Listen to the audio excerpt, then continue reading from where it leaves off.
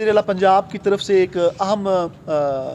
जो कैंपेन है वो जारी की गई है जिसका नाम है नेवर अगेन। और उस कैंपेन का विज़न ये है कि तमाम पुलिस ऑफिसर्स, तमाम यूनिवर्सिटीज़, कॉलेजेस और तमाम ऐसे इदारे के जहाँ पे विमेन हैं या बच्चे हैं छोटे, मेन फोकस है हरासमेंट, रेप या सॉडमी। तो नेवर अगेन का मतलब ये है कि ऐसे जराइम का इस हद तक बेखुनी करनी है कि दोबारा ये पनप ना सकें।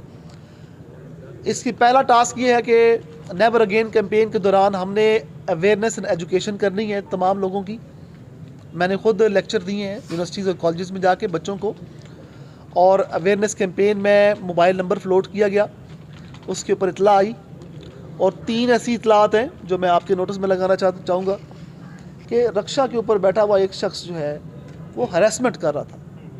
और बिलीव यू मी, मेरी अपनी जो माएँ, बहनें, बेटियां हैं वो यूनिवर्सिटीज़, कॉलेजेस और इसमें आपके बच्चे पढ़ते हैं, मेरे बच्चे पढ़ते हैं,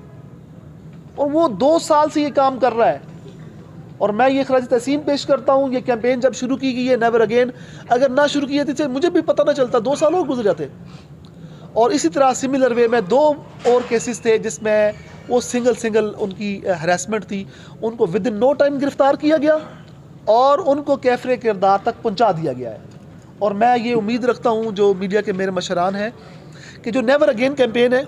इसमें एक चीज़ लाजमी हाईलाइट करें, हरासमेंट और सॉडमी जो बच्चों के साथ जुल्म है, और तीसरी चीज़ है रेप। 376, 370, 375 ये PPC के जो तफ़ात है, इसमें आपकी तरफ से जब इनकी सज़ाएं हम आपसे फ्लोट कर देंगे, इनकी सज़ाएं बार बार चलाएँ कि ये ऐसा करेंगे तो ये गुनाह कबीरा तो है ही है, लेकिन इसमें 10 साल, 20 साल, 25 साल, 15 साल ये सज़ाएँ हैं। और जब सज़ाएं लोगों को पता लगेंगी, मुझे उम्मीद है वो जो बेरोज़गार बंदा गली में फिर रहा है और किसी के बच्चे या बच्ची पर नज़र है, और वो जो आइसक्रीम वाला, वो किराना स्टोर वाला, वो पकौड़ों वाला, वो समोसों वाला, वो रेडी वाला, ये सिर्फ शैतान जो है ये खाली दिमाग की अमाजगा है, उसमें ये बैठा होता है। और देखिए अभी रिसेंटली जो केस हमने ट्रेस किया सैगलाबाद वाला, और उसमें वो बच्ची उसी गली की है और उस गली में वो दुकान करके बैठा हुआ है, और उस जालिम को हमने कैफ़रे किरदार तक पहुंचाया। तो ये नेवर अगेन कैंपेन है। मेरी आपसे उम्मीद है और इल्तमास है कि इसकी सज़ा को ज़्यादातर लोगों को पहुंचाने के लिए बार बार इसके ऊपर पैकेजेस करें या टिकट्स बनाएं, या इसके ऊपर एक जिस तरह हम वो बना देते हैं, पैनाफ्लेक्स बना देते हैं, ताकि लोगों की अवेयरनेस हो कि इस तरह का जुर्म अभी कन्विक्शन तक जाएगा, और हम इंश्योर करेंगे कन्विक्शन से पहले भी जो है मुआशरे में वो इबरतनाक सज़ा के लिए रेडी हो। तो ये जो एक तीसरी चीज़ है जो कि मुझे भी लिख के बताई गई, ये एक बड़ा काम था जो हम आम तौर पे मीडिया को नहीं बता सकते। हरासमेंट के ऊपर 3 केसेस आए हैं, और तीनों के ऊपर फिल 4 हमने यही समझा है कि हमारी अपनी बेटी या अपनी माँ है, अपनी बहन है। और मैं आप लोगों से भी उम्मीद यही रखता हूँ कि कोई भी हरासमेंट का इशू आए जो कि आप समझते हैं कि कहीं पे हो रहा है और बस इसलिए चुप सादी हुई यार की हो सी, पर पर्चा तो होना को नहीं है, मतलब पर्चा लोग करवाते नहीं है, हमने पर्चा भी नहीं होने दिया और उसको कैफ़रे किरदार तक पहुँचाया है। और हम चाहते हैं कि ऐसे जो जिनसी दरिंदे हैं उनको इबरतनाक सज़ा दिलवाई जाए। आज मेरी जज साहब से मुलाकात हुई है, नए हमारे सेशन जज साहब आए हैं, और उन्होंने इंश्योर किया है कि उनका फोकस ही कन्विक्शन है इंशाल्लाह। और हमारा फोकस इंशाल्लाह जो IGP पंजाब और हमारे वज़ीर-ए-आला पंजाब का विज़न है कि conviction, certainty of the punishment के बाद जो है जराइम कम होंगे इंशाल्लाह। जी सर, ये बताइएगा, ये जो वन विलिंग वाला DSP साहब आप लिख लें, ठीक है सर, और एस्टो सिटी ख़ुसूसी तौर पे कि तमाम मसाजिद को और तमाम उलमाए किराम को ऑन बोर्ड लेते हुए उनसे रिक्वेस्ट की जाए कि जुमे के खुतबात में भी, और जो नॉर्मल सरमन है जो कि तरावी की नमाज़ या फजर की नमाज़ के बाद एक सरमन होता है, उस दौरान भी और स्पीकर से भी ऐलानात किए जाएं कि जो पतंगबाजी है या पतंग फरोशी है या पतंग का कोई भी सामान को बना रहा है या बेच रहा है या कर रहा है, उसकी फ़ौरन इत्तला 15 को दें। लेकिन फ़ौरन इत्तला देने के अलावा जो है इसके खदोखाल बता दें, गिरफ़्तार किया जाएगा, माँ बाप गिरफ़्तार होंगे, बिल्डिंग जिसके ऊपर ये उड़ाया जा रहा होगा या बेचा जा रहा होगा उस बिल्डिंग का मालिक भी गिरफ़्तार होगा। ये हम डेटरेंस इसलिए ला रहे हैं, हमने अगर एक मिसाल बना दी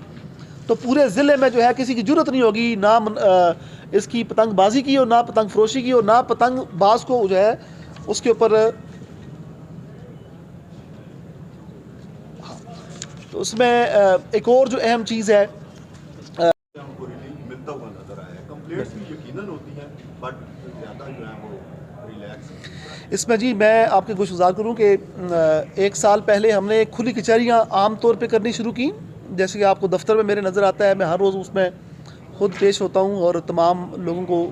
सुनते हैं। और साथ में पब्लिक लिजान कौंसल्स बनाई, और उसके बाद जो सबसे अहम इकदाम था वो डिस्प्यूट रेजोल्यूशन कौंसल्स बनाई। और डिस्प्यूट रेजोल्यूशन कौंसल्स या मसालती कमेटियाँ दरअसल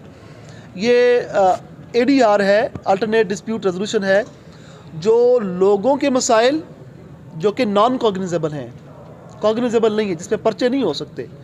और नॉन कॉग्निजेबल है लेकिन अगर वो अदालत के ज़रिए या एक रेगुलर फोरम के ज़रिए जाएँ तो हो सकता है उनको 3-4 साल लग जाए, 5 साल लग जाएँ। तो ये हमारे मतमा नज़र में तकरीबन हमने 1106 केसेस हमने हल किए हैं और हमें लाया गया हमारे पास डिस्प्यूट रेजोल्यूशन काउंसिल में। उसमें मिसाल देता हूँ, जैसे एक कल केस हल हुआ, वो 3 साल से ज़ेरे समाअत था, और वो बच्ची कहती है कि मेरा जो जहेज़ है वो मेरे साबका ससुराल से लेके दे दिया जाए। तो सिर्फ़ एक हेयरिंग के दौरान दोनों पार्टियों को बिठाया, एक हेयरिंग के दौरान वो ट्रक लेके अपना सामान उठा के घर चले गए हैं। और मैं समझता हूँ ये डिस्प्यूट रेजोल्यूशन काउंसिल की कामयाबी है। दूसरा, मेरे पास एक शख्स पेश होता है और वो आके बयान करता है जी कि मेरे मालिक ने मुझसे काम करवाया,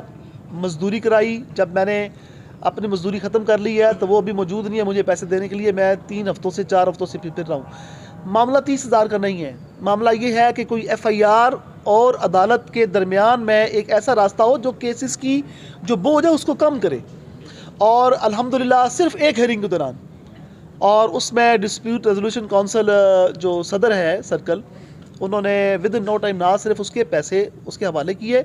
बल्कि हमारे यहाँ पे वीडियो रिकॉर्डिंग होती है और दोनों को राज़ी बिलज़रदा दोनों को जो है उनकी वॉलंटरीली अपने मसले को हल करते हैं। और साथ में हमारे जो अफसरान हैं वो सूरह अल-हुजरात की वो आयत पढ़ के सुनाते हैं जो हमने बड़ी बड़ी लिख के लगाई हुई है कि जब दो बंदों में आपस में मसला हो तो उनको बिठा के मसला हल कर दो। अल्लाह ताला के हाँ ये जिसको कुरान पाक की आयत है वस्सुल्हु खैर, तो सुलह में हमेशा ही खैर होती है। और ये मामलात होते भी सुलह वाले हैं कि जिसमें विद इन नो टाइम दो पार्टीज़ ने एडमिट करना होता है मुझसे गलती हुई है, और दूसरी कहती है बिल्कुल जिसने गलती की है, चले आए बैठे विन विन सिचुएशन, और दोनों अपना मामला हल कर देते हैं। और मैं समझता हूँ तकरीबन इसमें कोई 300 के करीब ऐसे दुश्मनियों के केस थे जो हमने हल किए हैं। वो दुश्मनियाँ जो 302 में, 506 में, 324 में या हर्ड के अंदर जा सकती थी, ठीक है, और उनको राज़ी बरज़ा करके वॉलंटरीली वो फोरम पे आए हैं। और डिस्प्यूट रेजोल्यूशन काउंसिल की ये कामयाबी है, तमाम तनाजात में एक्टिवेट है, तमाम सर्कल्स में एक्टिवेट है। और इसकी सबसे बड़ी कामयाबी की मिसाल हमारे यहाँ पे जहाँ पे मैं बैठा हूँ, इस थाने में भी डिस्प्यूट रेजोल्यूशन काउंसिल कायम है। और साथ ही साथ जो ये ऐसे मामलात हैं कि जिसमें नॉर्मली वालदैन और बच्चों के दरमियान प्रॉब्लम्स आ जाती हैं, अब उस चीज़ को FIR में ले जाना, मियाँ बीवी के दरमियान प्रॉब्लम आ जाती हैं, उनको FIR तक ले जाना या उनको अदालतों तक ले जाना, मैं समझता हूँ कि ये एक अदालतों का बोझ बढ़ाना है और पुलिस का अपना बोझ बढ़ाना है। तो ADR के इस प्रिंसिपल के मुताबिक हम दोनों पार्टियों को बिठा कर उनके मसाइल हल किए हैं। और मैं समझता हूँ कि वो जो अपनी माँ बाप की नाफरमान औलाद थी, तकरीबन 237 केसेस हैं, वो तमाम जो है अल्हम्दुलिल्लाह उनने अपने माँ बाप से माफ़ी मांगी। व बिल वालिदैनी इहसाना की जो एक आयत पढ़ के सुनाई गई उनके मेरे अफसरान की तरफ से या मेरे जो मेंबरान हैं DRC के, और मैं यहाँ पे खराज तहसीन पेश करना चाहता हूँ। वो तमाम मेंबर्स जो हैं उनको IB ने या स्पेशल ब्रांच ने या हमारी सिक्योरिटी ब्रांच ने क्लियर किया है, और वो वॉलंटरीली काम कर रहे हैं विदाउट एनी बेनिफिट। लेकिन मैं उनको खराज तहसीन पेश करता हूँ कि उन्होंने जिस तरह ये 237 से 204 फुट के फासले पे खड़ी की जाएगी, आइंदा के बाद इंशाल्लाह वो रोड ब्लॉक नहीं होगा, इंश्योर इट। ये जो डकैती आपने अभी जो एक छोटी सी वारदात हुई और उसको फ़ौरन विद इन नो टाइम ना सिर्फ ट्रेस किया गया,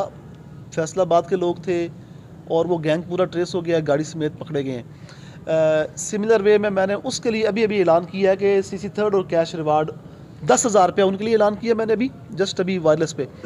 और 50,000 रुपया इनाम मैंने इस टीम के लिए ऐलान किया है और साथ में कमेंडेशन सर्टिफिकेट। लेकिन अपार्ट फ्रॉम दिस ये वो है जो कि मैं अपने पास से दे रहा हूँ, लेकिन इनके नाम मैंने IGP साहब से मैंने अप्रूवल ऑलरेडी ले ली है और कंप्लीशन ऑफ द टास्क जो कि मंडे जो कि सैटरडे है या फ्राइडे है, हम इंशाल्लाह उस तक ना अपनी प्रेस कॉन्फ्रेंस कर लेंगे, तो फिर हम लीगली एंटाइटल्ड हो जाएंगे कि उस इनके नाम इंशाल्लाह हम CC1 और हैंडसम कैश रिवार्ड के लिए IGP साहब ने नाम मांग लिए हैं। अमजद साहब जो आपके हैं, मैंने अच्छा एक रपट वो अपनी महज़ब पर रोड के ऊपर महज़ब शहरी होने का सबूत